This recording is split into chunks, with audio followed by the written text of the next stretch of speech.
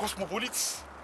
Gros point d'interrogation. Mais ce qui est sûr et certain, quand on va un petit peu sur l'historique, on se dit en matière, parce que j'ai essayé de glaner un petit peu des infos de gauche à droite, vous prenez un petit peu le nombre de Guinéens se trouvant ici, surtout à la fac. Hier, on était justement pour la conférence.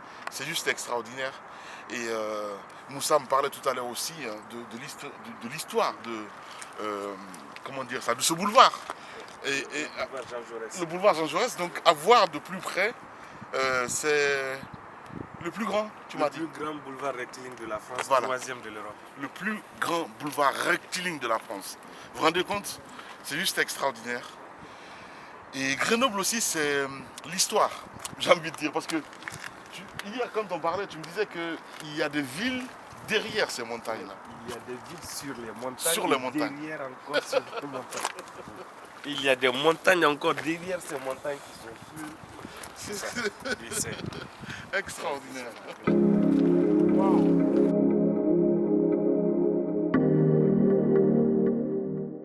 En 1934, les cabines du téléphérique du Grenoble-Bastille s'affichent comme le symbole d'une ville qui doit beaucoup à son caractère montagnard, la montagne dans la ville ou une ville à la montagne. Depuis 1934, les cabines de téléphérique de Grenoble-Bastille s'affichent comme le symbole d'une ville qui doit beaucoup à son caractère montagnard, son environnement alpin exceptionnel, mais aussi une capacité au dépassement dans bien de domaines. Chaque année, le téléphérique transporte plus de 300 000 visiteurs de toutes les nationalités. On essaie de comprendre parce que les chiffres qu'on nous donne tout à l'heure en ce qui concerne le téléphérique, on parle de 300 000 visiteurs par an. À peu près, même un peu plus. Même un peu plus. Ouais. La particularité, c'est quoi exactement? Je dirais 470 000 cette visiteurs année. Ouais. Cette année. Ouais.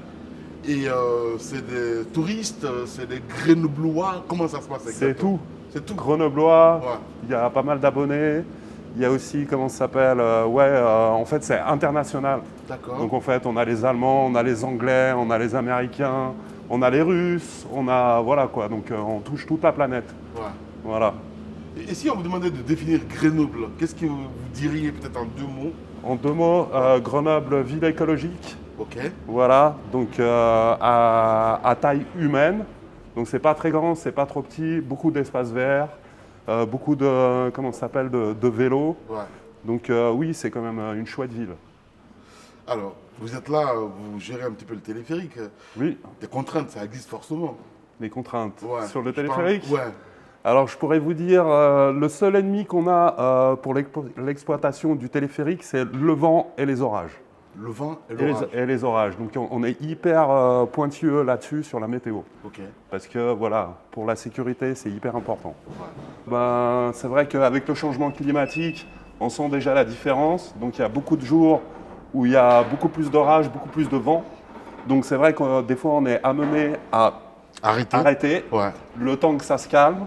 Et dès que ça s'est calmé, on rouvre à l'exploitation. Donc c'est un site touristique. Donc c'est pour ça la sécurité avant tout. La sécurité, Eh oui. avant tout, vous avez compris. Exactement. Merci beaucoup. Eh ben, je vous en prie, monsieur.